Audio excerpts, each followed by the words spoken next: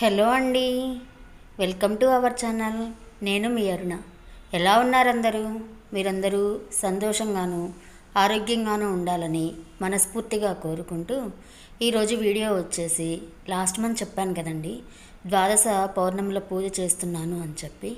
అందులో మామూలుగా అయితే 3వ పౌర్ణమి, నాకైతే ఇది 2వ పౌర్ణమి. నేను ఈరోజు ఏ విధంగా పూజ చేసుకున్నాను, అలాగే ఒక పూజ సక్రమంగా జరగాలి అంటే దాని వెనుక ఎంత కష్టం ఉంటుంది అనేది ఈ వీడియోలో మీకు చూపిస్తాను. శ్రీమాతా శ్రీ మహారాజ్ఞి శ్రీమత్సింహాసనేశ్వరి చిరగ్నికుండ సంభూత దేవకార్య సముద్యత ఉద్యద్భాను సహస్రాభ చతుర్బాహు సమన్విత రాగస్వరూప పాసాఢ్య క్రోధాకారాంకు సోజ్వల మనోరూపేక్షు కోదండ పంచతన్మాత్ర సాయక నిజారుణ ప్రభాకోణ మజ్జద్ బ్రహ్మాండ మండల చంపకా సోగపున్నాగ సౌగంధికిల సత్కచ కురువింద మణిశ్రేణి కనత్కోటిల మండిత అష్టమి చంద్ర విభ్రాజ. ఇది ముందు రోజు తీసిన వీడియో అండి. ముందు రోజు నైటే పూజకు కావాల్సిన సామాన్లన్నింటినీ చక్కగా రుద్దుకుని ఇలా తుడిచి నీట్గా ఆరబెట్టుకుంటున్నాను. ఇలాంటివి పూజలు చేసేటప్పుడు అన్నిట్లోకి కష్టమైన పని ఏదైనా ఉంది అంటే కనుక నాకు ఈ సామాన్లు తోమడమేనండి. ఇంకా అందుకోసమే ముందు రోజు సాయంత్రం ఈ పనులన్నీ చేసి పెట్టుకుంటే నెక్స్ట్ డే మార్నింగ్ మనకి కష్టంగా అనిపించదు. అలాగే మనకి టైం కూడా చాలా సేవ్ అవుతుందన్నమాట. ఇలాంటి పూజలు ఉన్నప్పుడు ముందుగా ఇలా చేసి పెట్టుకోవడం మంచిది. పండగలప్పుడు అలాగే ఏదైనా విశేషమైన రోజుల్లో నేను ఇలానే ముందు కడిగి నీట్గా సర్ది పెట్టుకుంటాను. ఇది పౌర్ణమి రోజు సాయంత్రం తీసిన వీడియో అండి. ముందుగా ఈరోజు అమ్మవారికి పిండి దీపాలు పెడదామని చెప్పి పిండి దీపాలు తయారు చేసుకోవడానికి నేను ఇక్కడ వరిపిండి అలాగే బెల్లం కలిపి పెట్టుకుంటున్నాను. ముందుగా ఇలాగా బెల్లము వరిపిండి కలిపి ముద్ద చేసి పెట్టుకుంటే అది కొంచెం సేపటికి స్మూత్గా అవుతుంది. మనం ఫస్ట్ ఇలా కలిపి పెట్టుకోవడం వల్ల మనం దీపం తయారు చేసుకునేటప్పుడు విరగకుండా వస్తుందన్నమాట. దీపం ఎక్కడ క్రాక్స్ లేకుండా నున్నగా వస్తుంది. ఇలా పిండి ముద్దను కలుపుకొని పక్కన ఉంచుకున్నాను. ఆ తర్వాత ఇక్కడ పానకం కోసం ఒక చిన్న గ్లాసులో నేను బెల్లము అలాగే యాలకుల పొడి ఇంకా మిరియాల పొడి కలిపి పక్కన పెట్టుకుంటున్నాను. మన ప్రిపరేషన్స్ అయ్యేటప్పటికీ ఇది కూడా చక్కగా బెల్లం కరిగి పానకం రెడీగా ఉంటుంది. అమ్మవారికి పానకం అంటే చాలా ఇష్టం. మీరు కూడా ఇలా పౌర్ణమి లేదా శుక్రవారం రోజు పానకం చేసి అమ్మవారికి సమర్పించండి. ఆ ఫలితం మీరే చూస్తారు. ఆ తర్వాత ఇక్కడ ఈరోజు నైవేద్యం వచ్చేసి పెరుగన్నం అమ్మవారికి. అందుకే నిండుకున్న అన్నంలో నుంచి కొంచెం అన్నం తీసుకుని ఆరబెట్టుకుంటున్నాను. ఇంకా తర్వాత ఈ అన్నంలో పెరుగు కలుపుకుంటే అమ్మవారికి ప్రసాదం రెడీ అయినట్లే.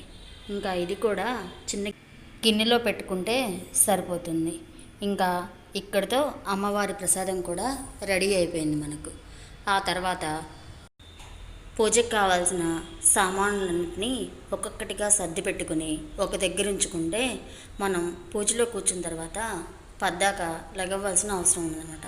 పూజకి ఏమేం కావాలో అవన్నిటినీ ఇక్కడ నేను చూసుకుని పెట్టుకుంటున్నాను.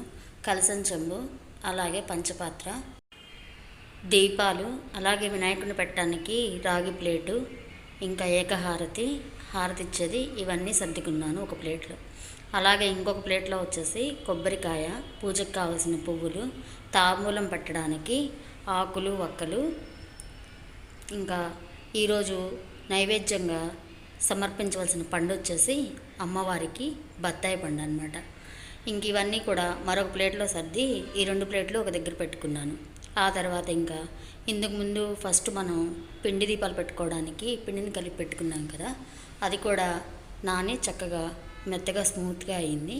ఇంక ఇప్పుడు వాటిని మళ్ళీ ఒకసారి రౌండ్గా చుట్టుకుని ఆ తర్వాత ఇలా చిన్నగా ఒక గుంట పెట్టుకుని దీపాల్లాగా తయారు చేసుకోవాలన్నమాట. చక్కగా వీటిని వేళ్లతో నిమురుతూ చేస్తే ఎక్కడ క్రాక్స్ కూడా రావండి. ఆ తర్వాత ఇంకా 2 దీపాలు తయారు చేసుకొని అందులో నెయ్యి పోసుకుని ఒత్తులు వేసుకుంటున్నాను. ముందుగానే ఒత్తులు వేసుకుని పెట్టుకోవడం వల్ల ఒత్తులు కూడా చక్కగా నేతిలో నానిపోయి మనకి దీపం బాగా వెలుగుతుంది. అలాగే ఇంకా ఒక ప్లేట్లో చిన్న తమలపాకు వేసి వీటిని పెట్టుకున్నాను. ఆ తర్వాత ఇంకా తులసికోట దగ్గరికి వచ్చాను. ఇక తులసికోట ముందు ముగ్గు పెట్టుకుంటున్నాను. ముగ్గు పెట్టుకుని ముందు తులసమ్మ దగ్గర దీపం పెట్టుకుంటే మనకి ఇంకా లేచే పని ఉండదు. ఆ తర్వాత మనం అమ్మవారి దగ్గర కూర్చొని చక్కగా పూజ చేసుకోవచ్చు. తులసికోట ముందు నేను ఇలా కమల ముగ్గు పెట్టుకుని చక్కగా పసుపు కుంకుమలతో అలంకరించుకుంటున్నాను. రోజు కాకపోయినా ఇలాంటి ప్రత్యేకమైన రోజుల్లో చక్కగా పసుపు కుంకుమ వేసి అమ్మవారిని మన ఇంటికి ఆహ్వానిస్తే ఆ లక్ష్మీదేవి చక్కగా వచ్చి మన పూజను అందుకోవడానికి మన ఇంట్లో కూర్చుంటుందని నా భావన. ముగ్గు వేయడం పూర్తయిన తర్వాత తులసి అమ్మవారికి చక్కగా దీపాన్ని వెలిగించి ధూపాన్ని చూపించిన తర్వాత జలాన్ని అమ్మవారికి నివేదించి పూజను పూర్తి చేసుకున్నాను. ఇంకా ఆ తర్వాత కళ్ళు మూసుకుని 2 నిమిషాలు అమ్మను ప్రార్థించిన తర్వాత తిరిగి కళ్ళు తెరిచి చూస్తే అమ్మవారు ఆశీర్వాదం ఇస్తున్నట్లు ఇలా గాలికి ఊగుతూ కనిపించింది. ఇంకా ఆ తర్వాత మరొక ప్లేట్లో అమ్మవారికి పూలు సిద్ధం చేసుకుంటున్నాను పూజ కోసం. ఈరోజు ఈ పౌర్ణమికి పెట్టాల్సిన పువ్వులైతే అమ్మవారికి సమర్పించవలసినవి మల్లెపూలు అన్నమాట. మార్నింగే మార్కెట్ నుంచి మల్లెపూలు తెప్పించి దండలుగా కట్టి పెట్టుకున్నాను.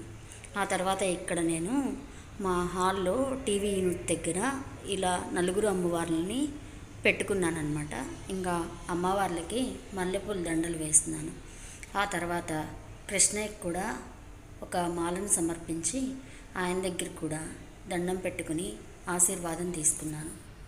మల్లెపూల మాల వేశాక కృష్ణయ్య ఎంత ముద్దుగా కనిపించాడు. ఇంకా ఆ తర్వాత ఇక్కడ అమ్మవారికి గులాబీ పూలు సమర్పించాను.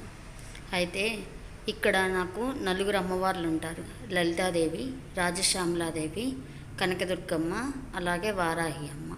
ఈ 4 ఇక్కడ పెట్టుకున్నాను అనమాట. అసలు ఆ రోజు ఈ మల్లెపూలు దీపం వెలిగించిన తర్వాత ఈ మల్లెపూల మాలలో అమ్మవారిని చూడటానికి నా 2 కళ్ళు చాలలేదు.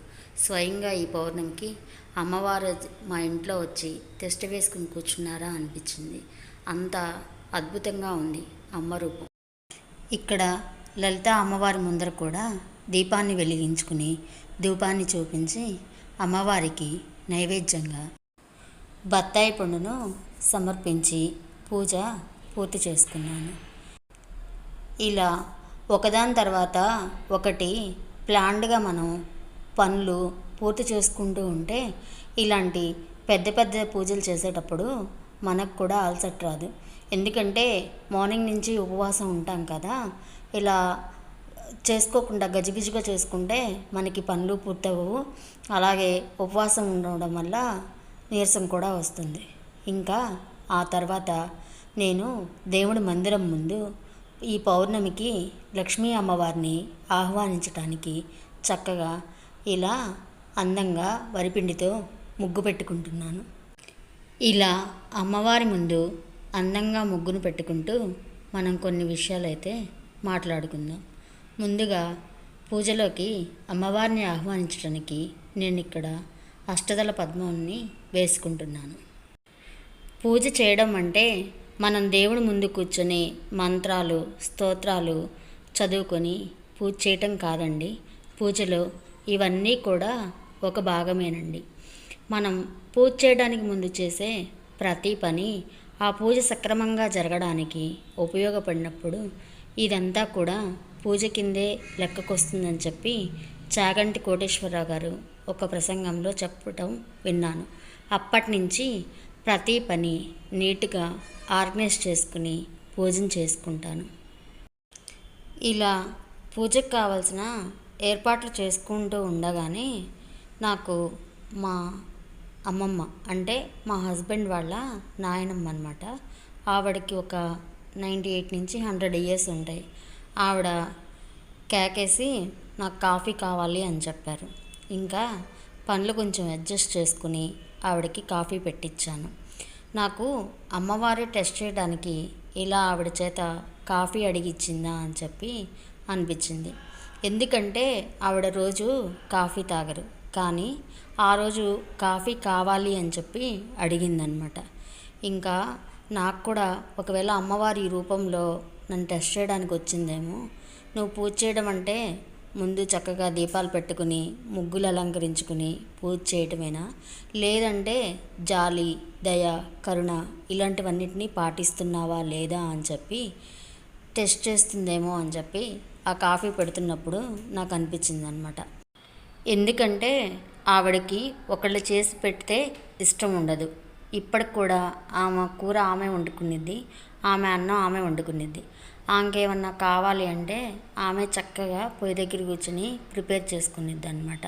కానీ ఆ రోజు కాఫీ కావాలి అని అడిగింది. అది కాకుండా ఇంకో విషయం ఏంటి అంటే, ఇక్కడ అడిగితే ఎండాకాలం కాబట్టి చల్లగా ఏమైనా తెచ్చిపెట్టమని అడగాలి, కానీ తను పర్టికులర్గా కాఫీ కావాలి అని మాత్రమే అడిగింది. ఇంకా ప్రతిరోజు నేను ఆఫీస్ నుండి ఇంటికి వచ్చేటప్పుడు బయట కూర్చుని ఉంటుంది. తనతో ఒక ముచ్చట పెట్టుకుని ఒక 10 నిమిషాలు ఆవిడతో మాట్లాడి కూర్చుని వస్తాను. ఇంకా అదే సమయంలో ఆవిడ నాకు కాఫీ కావాలి, ఉంటే పాలు తీసుకొచ్చి పెట్టు అని చెప్పిందనమాట. ఇంకా ఇక్కడ ముగ్గు పెట్టడం పూర్తయిపోయిన తర్వాత ఏకహారతిని వెలిగించుకొని దీపాలన్నిటినీ వెలిగించుకున్నాను ఏకహారతితో. ఆ తర్వాత వినాయకుడి పూజ చేసుకుంటున్నాను. ఏకహారతి వెలిగించుకున్న తర్వాత మనం కింద పెట్టి ఏకహారతికి 2 అక్షింతలు, 1 పువ్వు సమర్పించి నమస్కరించుకోవాలి. ఈ ఏకహారతిని మోహినీదేవితో పోలుస్తారనమాట. నాకు తెలిసిన వివరాల ప్రకారం, అంటే మా పొంతులమ్మ గారు చెప్పిన విషయం ఏంటంటే, ఏకహారతికి ఇలా నమస్కరించుకుంటే మన పూజని ఆ మోహినీదేవి ఆవహించకుండా ఉంటుందన్నమాట. మనం చేసిన పూజ అమ్మవారి పాదాల దగ్గరికి వెళ్ళి మళ్ళీ మన గృహాన్ని చేరుతుంది అని చెప్పి ఆవిడ నాకు చెప్పారు. ఇదేనండి ఏకహారతి విషయంలో నేను సమర్పయామి మూత్రం గారి దగ్గర నుంచి. ఆ తర్వాత ఇక్కడ పసుపు గణపతికి పూజ చేసుకోవాలి. ఎటువంటి విఘ్నాలు రాకుండా ఆ విఘ్నేశ్వరుడికి ముందుగా పూజ చేసుకుని ధూపదీప నైవేద్యాలు సమర్పించాలి.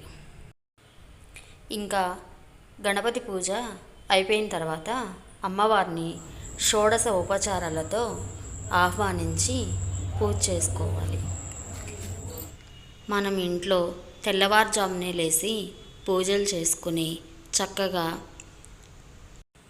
అమ్మవారికి స్తోత్ర పారాయణలు చేసుకోవడం ఒక్కటే కాదండి, అలాగే మన ఇంట్లో ఉన్న పెద్దవాళ్ళని కూడా గమనించుకోవాలి.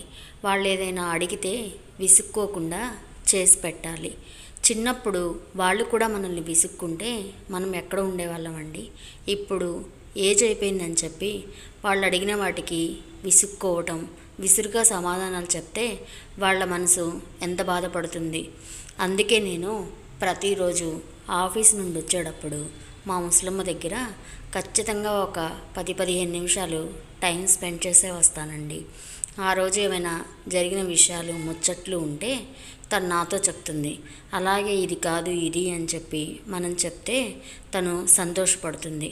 నాకు అక్కడ నొప్పి వచ్చింది, ఇక్కడ నొప్పి వచ్చింది అని చెప్తే తగ్గిందా, ఏమైనా బిళ్ళలు కావాలా, ఏమైనా తీసుకురమ్మంటావా, తినడానికి ఏమైనా ఫ్రూట్స్ తీసుకురమ్మంటావా, స్వీట్లు ఏమైనా కావాలా, ఏముండుకున్నావు ఈరోజు కూర, అన్నం తిన్నావా అని చెప్పి మనం చక్కగా పలకరిస్తే వాళ్ళ కళ్ళల్లో తెలియని ఆనందం అండి. నేనైతే మా ముసలమ్మ విషయంలో ఇది పర్టికులర్గా చూశాను. నేను అందరికీ చెప్పదలిచింది ఒకటే, దయచేసి మీ ఇళ్లల్లో ఉన్న పెద్దవాళ్ళని నిర్లక్ష్యం చేయకండి. శ్రీమాతా శ్రీ మహారాజ్ఞి శ్రీమత్సింహాసనేశ్వరి చిదగ్నికుండ సంభూత దేవకార్య సముద్యత ఉద్యద్భాను సహస్రాభ చతుర్బాహు సమన్విత రాగస్వరూప పాసాఢ్య క్రోధాకారాంకుశోజ్వల మనోరూపేక్షు కోదండ పంచతన్మాత్ర సాయక నిజారుణ ప్రభాకోన మజ్జద్ బ్రహ్మాండ మండల చంపకా శోభపున్నాగ సౌగంధికిల సత్కచ కురువిన్న మణిశ్రేణి కనత్కోటిల మండిత అష్టమి చంద్ర విభ్రాజ. ఇంట్లో పెద్దవాళ్ళ ఆలనా పాలన చూసుకున్న తర్వాతే మనకి ఏ పూజైనా ఏ వ్రతమైనా. ఓల్డ్ ఈజ్ గోల్డ్ అని చెప్పి మనకి ఇంట్లో పెద్దవాళ్ళు ఉన్నంతకాలం వాళ్ళ విలువ తెలియదు. ఒక్కసారి పెద్దవాళ్ళు లేనప్పుడు మనకి తెలుస్తుంది. అన్నిట్లోనూ వాళ్ళు వెంటుండి మనకిచ్చే సలహాలే మనకు 10,000. ఇంకా నా పౌర్ణమి పూజ ఎలా ఉందో మీకు నచ్చిందో లేదో కామెంట్స్లో తెలియజేస్తారని ఆశిస్తున్నాను. ఇంకా ఈ రోజుకి ఇదేనండి ఈ వీడియో. ఆ స్వామి అమ్మవార్ల కృపా కటాక్షాలు మనందరి మీద ప్రసరించాలని మనస్ఫూర్తిగా కోరుకుంటూ మరో వీడియోతో మళ్ళీ మీ ముందుకు వస్తాను. Thank you for watching this video.